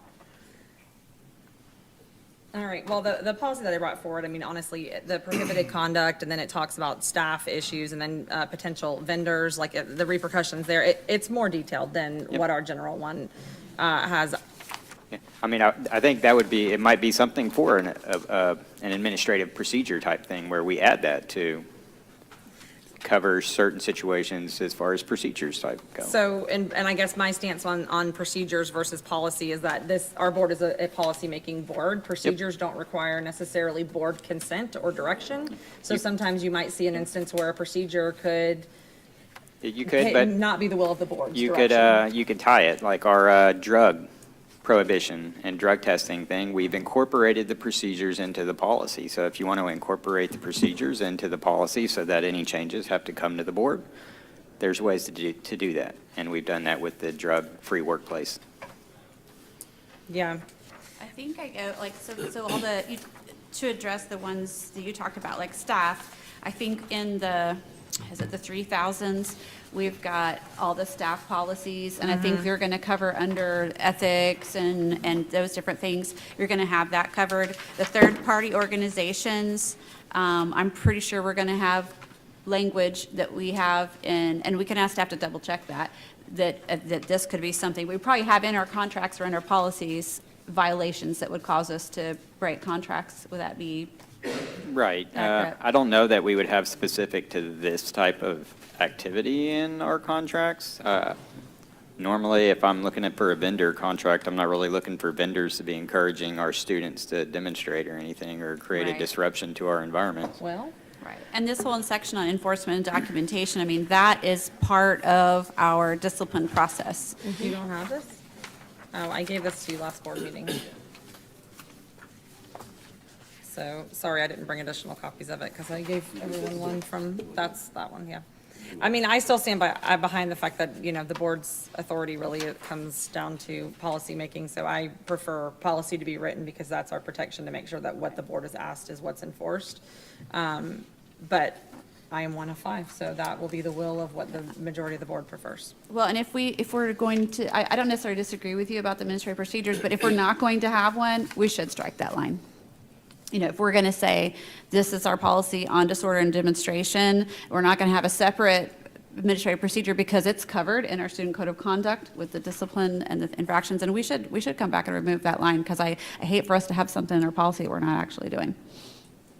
So, and then that would take care of your concern about having an administrative procedure that's not voted on by the board if we remove that. Because honestly, the student code of conduct is, to me, the administrative procedure, but Yep. we do vote on that. But that wouldn't cover any concerns she has with third-party vendors and adults and stuff. So Right. I'm just wondering if that's. that might be a separate policy, but.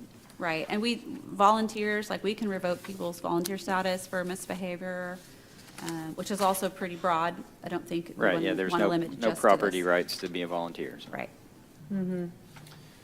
Paul, I have a question real quick. Yep. If I have a student, like my son, right, and he decides to participate, he's sitting in there and he goes on social media and there's a person on there saying, you can go ahead and do this. This is okay for you to do. It's your right and all that other stuff. He takes that voice, goes out and is suspended or whatever for not having the check-in. Could I, as a private citizen, sue the individuals that try to ascertain and tell my kids that they can come out and there's a definite damage that happens because they're suspended from school? I'd have to look into Okay. causes of action and Okay. who has what rights. Just out of curiosity, I'm not against putting this together. Yeah. I think that we have a couple other policies related to political stuff that we're going to kind of talk to on Friday. If you could, from my perspective, and this is just me, and I'm only one of 5, I'd love to look at this and see how it intertwines with some of the other stuff, because when you talk about staff and students or Okay. businesses, I'd love to, I'm sorry. No, you're right. I mean, all of our policies kind of are broken up into student-based, staff-based, administrative-based. So I do get, like, this one kind of lumps it all together to make it a one-stop shop. So if it looks at, maybe I'll pull the staff policies and figure out where those would be placed at if we wanted to tweak some of those specific policies to I mean, incorporate. we do have some that span all of those categories, and they're in one spot or the other. If you remember, Neola was built to be redundant. Like, we didn't adopt the 4000s at all Right. because they are the exact same as either 3s or 5s. Okay. It's just people look for their policies under, if I'm an employee, Right. I don't go to the student section to look at what's prohibited for employees in the student section. Yeah, But we have that situation with our policy book because we don't adopt all of those policies where they're redundant. got you. So we didn't adopt Neil as redundancies built in. So however you guys want to do it, we can do it. We'll work it out. We may need to look at like vendors and third parties if we're finding this is an issue. Yeah, they're enticing our kids to get out of there. Are we finding this as an issue, or just, this Yep. was written in? I'm assuming you got this policy as a model from somewhere, so Well, yeah, and I tweaked it some to make it, yeah, so it's not 100% of what I've seen somewhere else. But yeah, it's been run through. yeah. I'm just wondering, like, is there a specific concern we're trying to address? Really, I think just overall Because clear the third guidance. parties that I'm seeing that are influencing people aren't people who are, There's those. they're not There's those. vendors. I mean, Yeah. it's, you know, they're private lunatics. citizens exercising their First Amendment rights. Yeah, They can be wrong, but they still have the right It could also be crazy. to say those things. yeah, they absolutely have the right to say whatever crazy things they want to say. Yep. I don't know, so is the recommendation then to bring it back and discuss this on Friday? Is that I what would, you're? if you just gave it a couple of days to where I could see where, because I know where your mind's going. I think that with those added pieces, there's some discussion on two topics that we're going to bring up on Friday. I would love to bring it up there for a little bit more discussion, if that's okay with you. I'm fine with it. I wanted more teeth to our policy than what we currently had. And I So think I agree with you on some of that. I just need to see how it ascertains. do you want this copy of this? No, I got it. I got Okay. it. Thank you. Lena has a copy as well, so we can get it emailed to everybody or something. Yeah, if we Okay. can. That way I can work on my iPad with it. Okay. All right, is everybody good? All good. Is that the last one? Yeah, I That's guess so. it. Did you want to talk anymore? Nope. No? John? Good. Dr. Rendell, do you have anything? I do not. Jean, anything? All good. Miss Megan? Nope. All right, guys, meeting's adjourned.